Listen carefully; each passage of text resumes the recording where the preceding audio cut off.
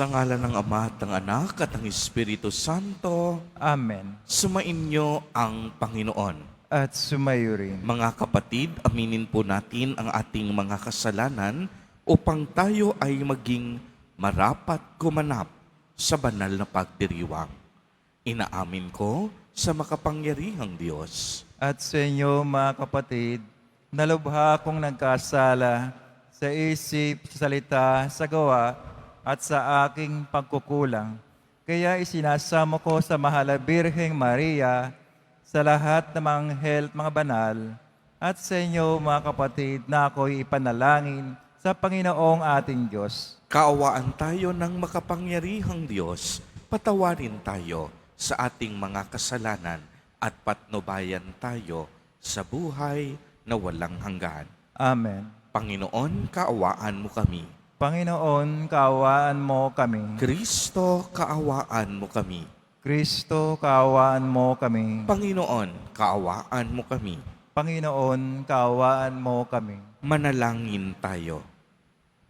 Ama naming makapangyarihan, bilang tugon sa aming ngayoy dumadalangin, itulot mong ikaw ay aming makapiling. Ang pagtitiwala namin sa dakilang pag-ibig mo ay tunghayan mo sa aming ngayoy naririto upang sa pagkaparam ng batid ng aming mga kasalanan, kami makapamuhay sa iyong kabanalan at maging ganap na tagapagmana ng iyong pangakong buhay sa pamamagitan ni Hesukristo, kasama ng Espiritu Santo, magpa sa walang hanggan. Amen. Magsiupo muna ang lahat. Pagbasa mula sa aklat ng Henesis. Noong mga araw na iyon, nagpatira pa si Abram. Sinabi pa sa kanya ng Diyos, "Ito ang ating tipan. Ikaw ay magiging ama ng maraming bansa. Hindi na Abram ang itatawag sa iyo, kundi Abraham, sapagkat ginagawa kitang ama ng maraming bansa. Pararamihin ko ang iyong mga inapo at magtatatag sila ng mga bansa, at may magiging hari sa kanila. Tutuparin ko ang aking pangako sa iyo at sa iyong lahi, at ako'y magiging Diyos ninyo habang panahon. Ibibigay ko sa inyo ang lupaing ito na inyong tinitirhan ngayon. Magiging inyo na ang buong lupain ng Kanaan habang panahon, at ako ang magiging Diyos ninyo. Kayo naman ay dapat maging tapat sa ating tipan, ikaw at ang iyong lahi, sabi pa ng Diyos kay Abraham." Ang salita ng Diyos. Salamat sa Diyos. Nasa isip ng may kapal, ang tipan niya kailanman. Nasa isip ng may kapal, ang tipan niya kailanman. Siya ay hanapin, at ang kanyang lakas ay siyang asahan. Siya ay hanapin upang mamalagi sa kanyang harapan. Ating gunitain ang kahanga-hanga niyang mga gawa, ang kanyang paghatol, gayon din ang kanyang ginawang himala. Nasa isip ng may kapal, ang tipan niya kailanman. Ito'y nasaksihan ng mga alipit anak ni Abraham, gayon din ang lahat na anak ni Jacob na kanyang hinirang. Ang Panginoong Diyos ay ang Panginoon, siya ang ating Diyos. Sa kanyang paghatol ay ang nasasaklaw, buong sansinukob. Nasa isip ng may kapal, ang tipan niya kailanman. Ang tipang pangako'y laging nasa isip niya kailanman. Ang mga pangakong kanyang binitiwan sa lahat ng angkan. Ang tipan ng Diyos ay unang ginawa niya kay Abraham at may pangako ring ginawa kay Isaac na lingkod na mahal. Nasa isip ng may kapal, antipan niya kailanman. Tumayo na po ang lahat.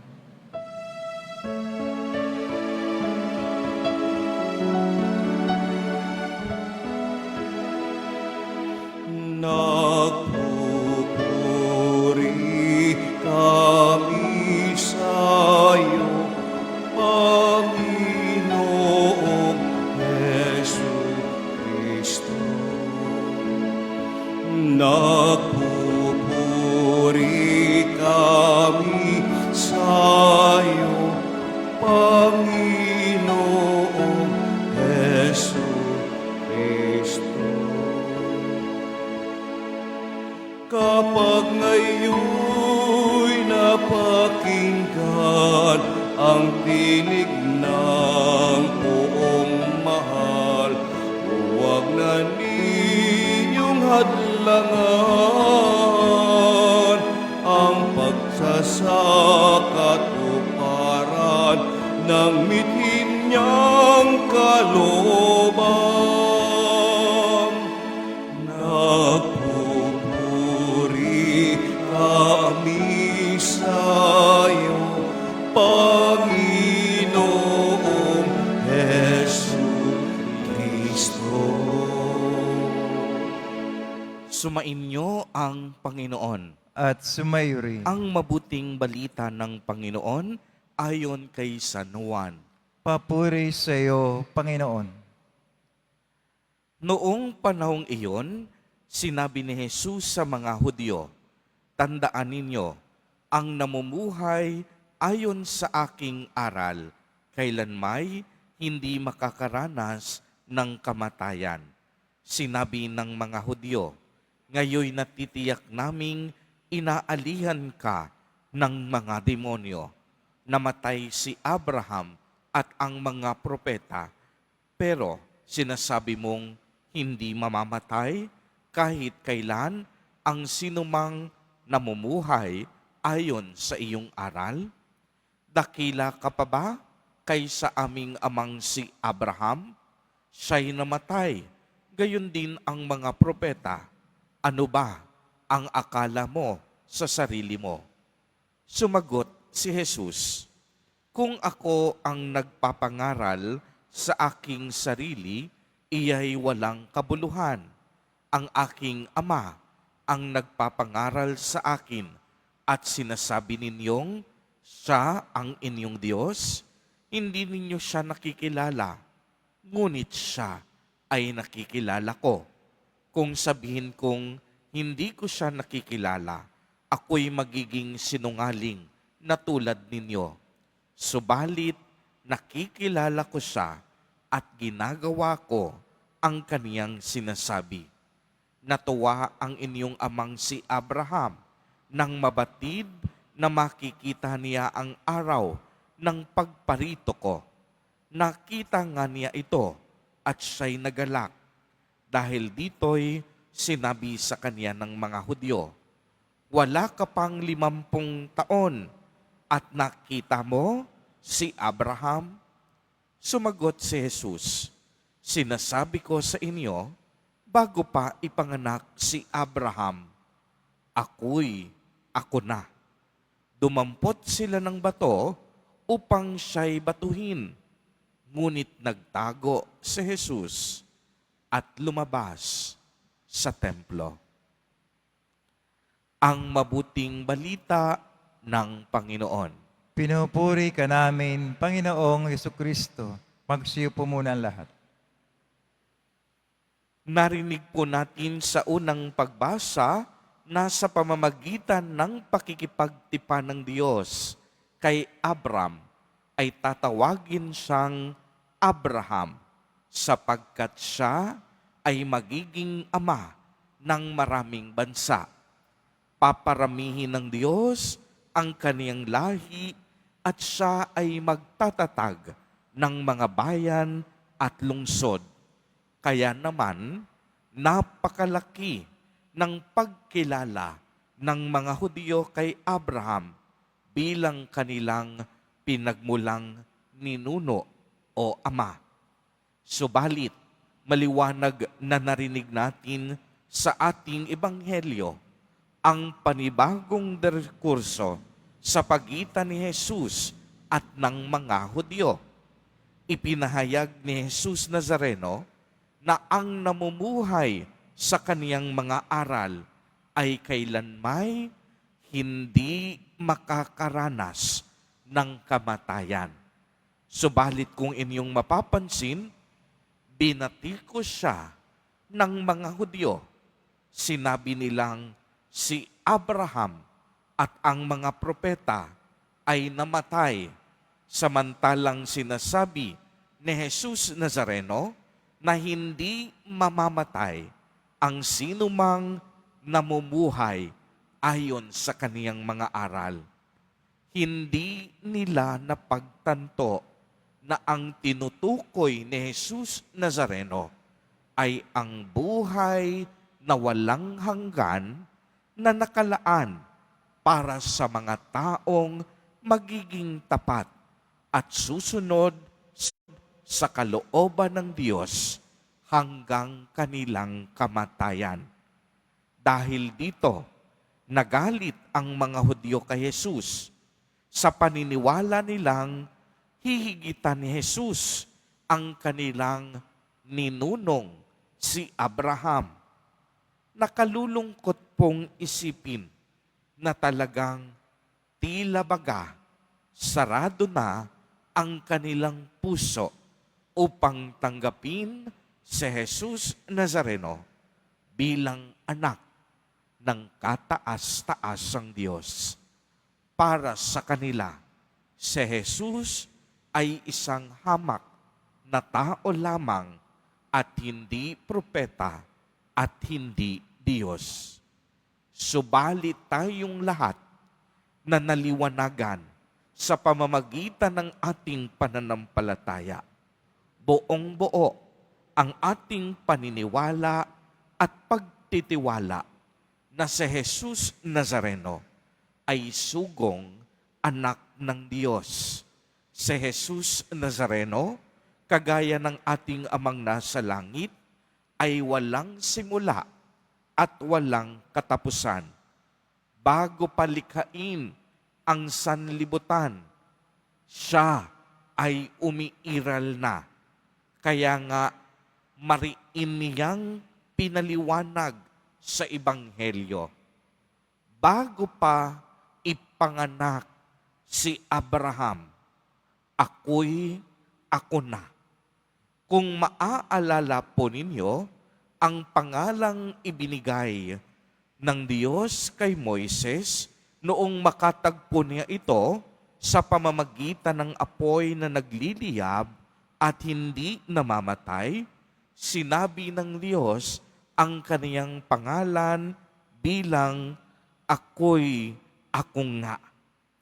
Siya nga ang Diyos na buhay.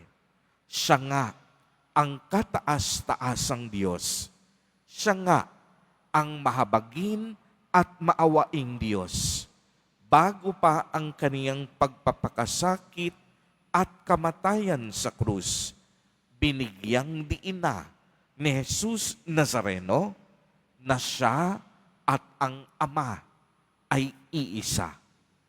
Mga kapatid kay Kristo, si Jesus Nazareno po ay totoong tao at totoong Diyos. Bilang tao, siya ay isinilang sa partikular na panahon ng ating kasaysayan upang maging kaisa natin. Bilang Diyos, siya ay walang simula at walang wakas. Bago pa man likhain ang sanlibutan, siya ay siya na. Naway sa pagpapatuloy ng ating pagninilay ngayong Kwaresma, maunawaan natin ang kaniyang misyon at sakripisyo. Maging inspirasyon nawa natin ang kaniyang buhay upang mas lalo tayong magbago at magpabuti o pagbutihan pa ang ating paggawa ng pagkakawang gawa sa buhay na ito. Amen.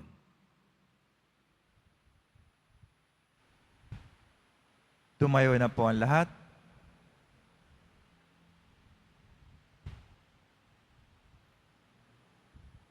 Minamahal kong mga kapatid, ilapit natin ang ating mga kahilingan kay Jesus na gumagabay sa ating pagpupunyagi sa pananampalataya patungo sa Ama. Sa bawat panalangin, ang atin pong itutugon, Jesus, dalhin mo kami sa Ama. Jesus, dalhin mo kami sa Ama. Ang kaharian ng Diyos naway manatili sa mga puso ng mga kumikilala sa presensya ni Jesus. Manalangin tayo. Jesus, dalhin mo kami sa Ama. Sa pamamagitan ni Jesus, maipagkaloob nawa sa atin ang kakayahang magpunyagi sa pananampalataya katulad ng ginawa ni Abraham. Manalangin tayo. Jesus, dalhin mo kami sa Ama. Ang diwa ng ating pananampalataya, naway ganap nating maipadama sa pamamagitan ng pagkilos ni Jesus sa ating mga puso. Manalangin tayo. Jesus, dalhin mo kami sa Ama. Ang mga may sakit at binabagabag ng mga suliranin, naway magpasalamat sa presensya ni Jesus na kanilang kasama sa paglalakbay. Manalangin tayo. Jesus, dalhin mo kami sa Ama. Ang mga tapat sa Panginoon na namayapa na ay makarating nawa sa kanilang walang hanggang tahanan. Manalangin tayo. Jesus, dalhin mo kami sa Ama. Panginoong Diyos, igawad mo ang aming mga kahilingan at panatilihin ang aming pananampalataya habang kami ay naglalakbay sa buhay upang ang muli nating pagsasama at mapuspos ng kagalakan. Hiniling namin ito sa pamamagitan ni Jesus Nazareno na aming Panginoon. Amen. Magsipo muna ang lahat.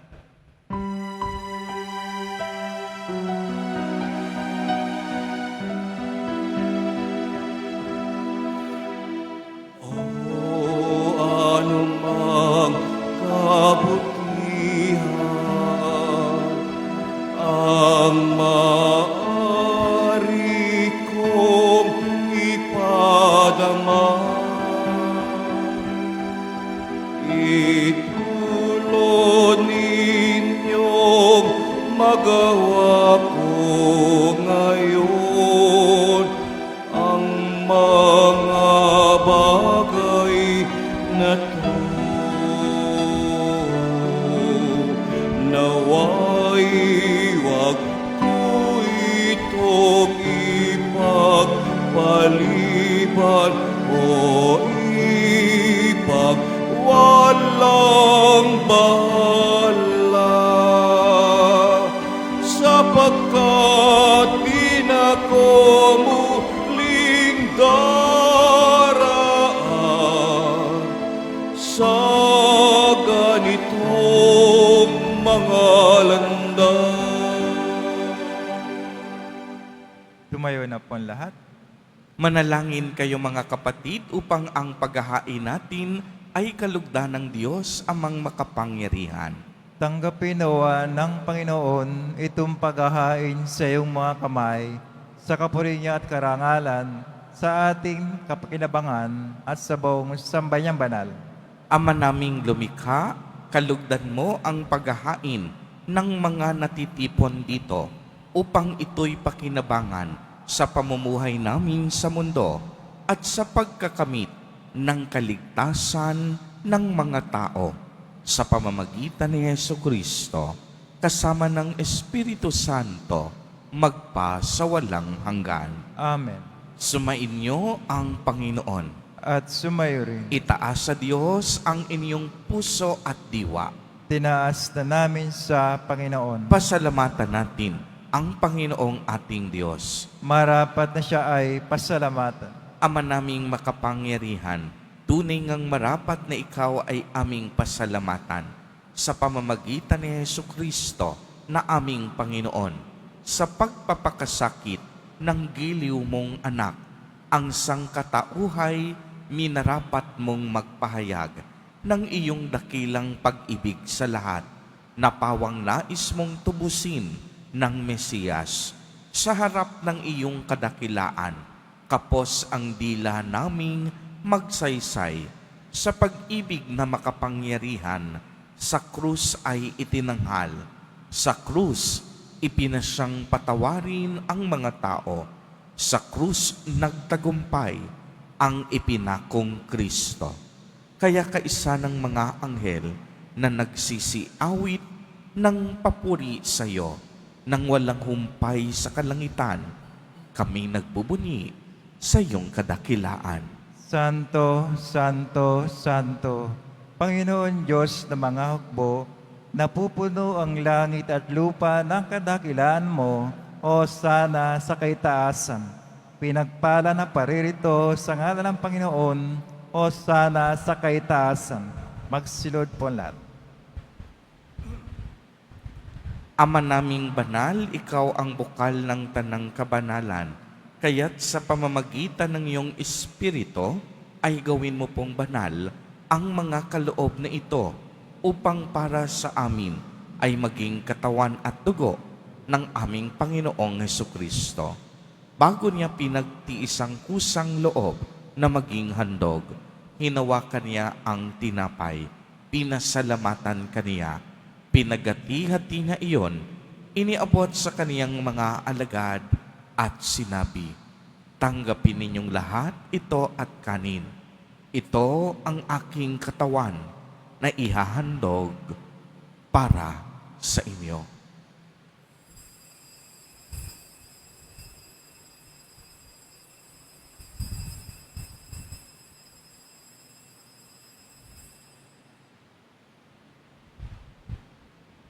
Gayon din naman noong matapos ang hapunan, hinawakan niya ang kalis. Muli kaniyang pinasalamatan. Iniabot niya ang kalis sa kaniyang mga alagad at sinabi, "Tanggapin ninyong lahat ito at inumin. Ito ang kalis ng aking dugo, ng bago at walang hanggang tipan. Ang aking dugo na ibubuhos para sa inyo at para sa lahat sa ikapagpapatawad ng mga kasalanan. Gawin ninyo ito sa pag-alaala sa akin."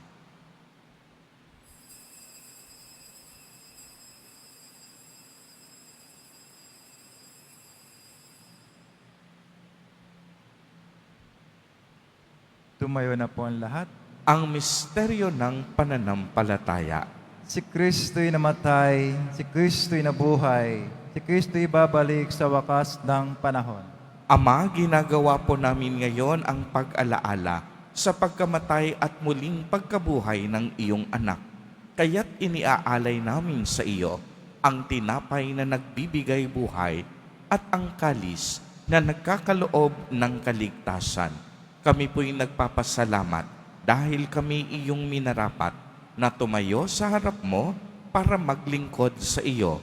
Isinasamo namin na kaming magsasalo-salo sa katawan at dugo ni Kristo ay mabuklod sa pagkakaisa sa pamamagitan ng Espiritu Santo. Ama, lingapin mo ang iyong simbahang laganap sa buong daigdig. Puspusin mo kami sa pag-ibig kaisa ni Francisco na aming Santo Papa at ni Jose na aming Obispo at ng Tanang Kaparian. Alalahanin mo rin ang mga kapatid naming nahimlay nang may pag-asang sila'y muling mabubuhay. Gayon din ang lahat ng mga pumanaw. Kaawaan mo sila at patuloyin sa iyong kaliwanagan. Kaawaan mo't pagindapatin kaming lahat na makasalo sa iyong buhay na walang wakas, kaisa ng mahal na Birheng Maria na Ina ng Diyos, ng kabiyak ng puso niyang si San Jose, kaisa ng mga apostol at ng lahat ng mga banal na namuhay dito sa daigdig ng kalugod-lugod sa iyo. maipagdiwang nawa namin ang pagpupuri sa ikararangal mo sa pamamagitan ng iyong anak na aming Panginoong Hesukristo. Sa pamamagitan ni Kristo, kasama niya at sa Kaniya, ang lahat ng parangal at papuri ay sa iyo, Diyos amang makapangyarihan, kasama ng Espiritu Santo, magpa sa walang hanggan. Amen. Sa tagubilin ng mga nakagagaling na utos at turo ni Jesus na Panginoon natin at Diyos, ipahayag po natin ng lakas loob. Ama namin, sumasalangit ka. Sambahin ang ngalan mo, mapasa amin ang kaharian mo, sundin ang loob mo dito sa lupa para nang sa langit. Bigyan mo kami ngayon ng aming kakanin sa araw-araw at patawarin mo kami sa aming mga sala para ng pagkapatawad namin sa nagkakasala sa amin at huwag mo kami pahintulot sa tukso at adya kami sa lahat ng masama. Hinihiling namin na kami iadya sa lahat ng masama, pagkalooban ng kapayapaan araw-araw, iligtas sa kasalanan, at ilayo sa lahat ng kapahamakan. Samantalang aming pinananabikan ang dakilang araw ng pagpapahayag ng tagapagligtas naming si Hesukristo. Sapagkat iyo ang kaharian at ang kapangyarihan, ang kapurihan magpakailanman. Amen. Panginoong Hesukristo, sinabi mo sa iyong mga apostol, kapayapaan ang iniiwan ko sa inyo, ang aking kapayapaan ang ibinibigay ko sa inyo. Tunghayan mo ang aming pananampalataya at huwag ang aming mga pagkakasala. Pagkalooban mo po kami ng kapayapaan at pagkakaisa ayon sa iyong kalooban, kasama ng Espiritu Santo, magpa sa walang hanggan. Amen. Ang kapayapaan ng Panginoon ay laging sumainyo. At sumayo rin. Magbigayan po tayo ng kapayapaan sa isa't isa. Kordero ng Diyos na nag-aalis ng mga kasalanan ng sanlibutan, maawa ka sa amin. Kordero ng Diyos na nag-aalis ng mga kasalanan ng sanlibutan, maawa ka sa amin. Kordero ng Diyos na nag-aalis ng mga kasalanan ng sanlibutan, ipagkaloob sa amin ang kapayapaan. Magsilod po ang lahat.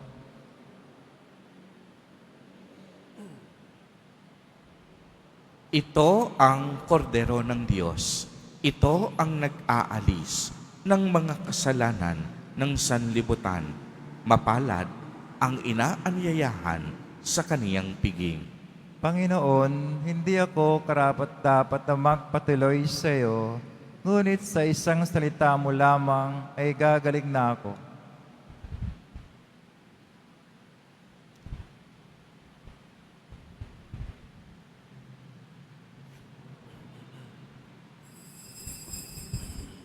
Para sa lahat ng tatanggap ng banal na komunyon, sasagot po tayo ng Amen, pagkasabi ng pare o lay minister ng katawan ni Kristo, at isubo agad si bibig bago umalis sa harapan ng pare o lay minister. Sumunod po tayo.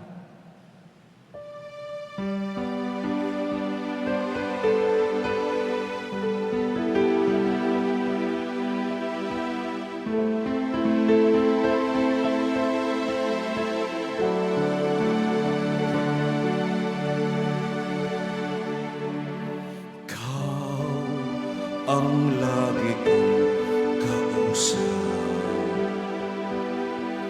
ikaw ang laging tinatawag. Gabay ka ng bawat pangarap, lakas ng bawat pagsisikap. Ikaw ang tunay na kaibigan. Ginto ang puso't kalooban, ngunit hindi lahat ay may alam na Kristo ang iyong pangalan. Kristo, Kristo, bakit minsan ka lang nakikilala? Kapag nakadama ng dusa't pangamba, tinatawagan ka, sana'y maawa ka. Kristo, Kristo, kulang pa bang pag-ibig na dulot mo? Bakit ba ang mundo ngayon'y gulong-gulo? Anong dapat gawin? Kami tulungan mo, Kristo, Kristo ng buhay ko.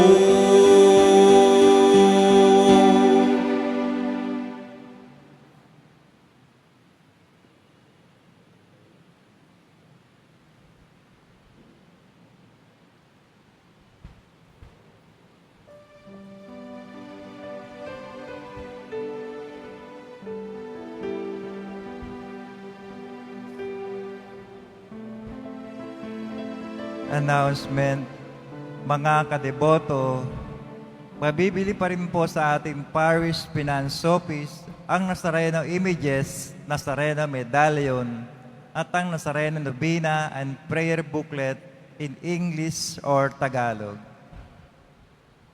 Pagkatapos ng misa, wiwishkam po ang lahat ng banal na tubig. Pinakikiusapan ng lahat na manatili lamang muna sa inyong mga lugar. Tanging sa Quezon Boulevard o sa Plaza San Juan lamang ang labasan ng lahat.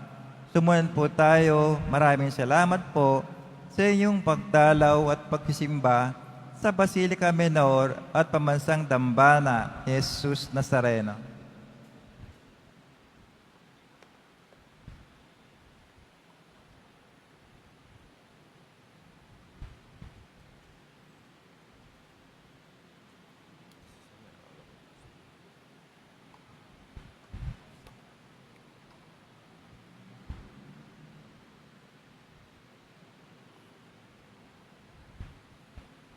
Tumayo na po ang lahat.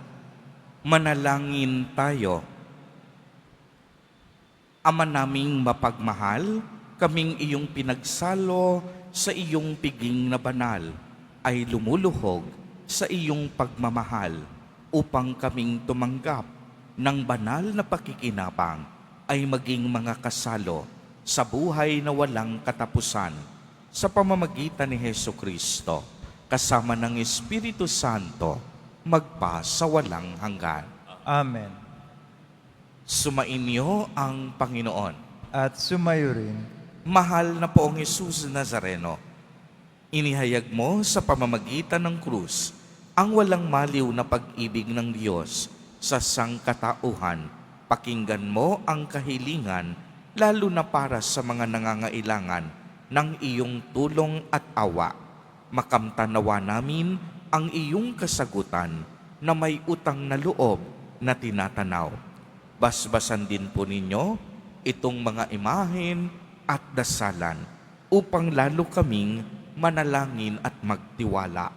Sa pamamagitan ng bendisyon na ito, naway lalo kaming maging mapaglingkod, masunurin at tapat sa iyo na aming maluwalhating Panginoon, magpa sa walang hanggan. Amen. At pagpalain po kayong lahat at ng inyong buong pamilya ng makapangyarihang Diyos, Ama, Anak, at Espiritu Santo. Amen. Umayo kayong taglay ang pag-ibig at kapayapaan ng Poong Jesus Nazareno. Salamat sa Diyos.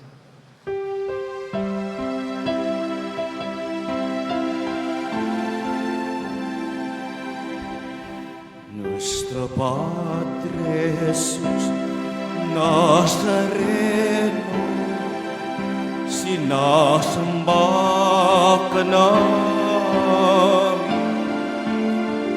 pinipinto ka namin, aral mo ang aming buhay at kaligtasan. Nuestro Padre Jesus Nazareno, iligtas mo kami sa kasalanan.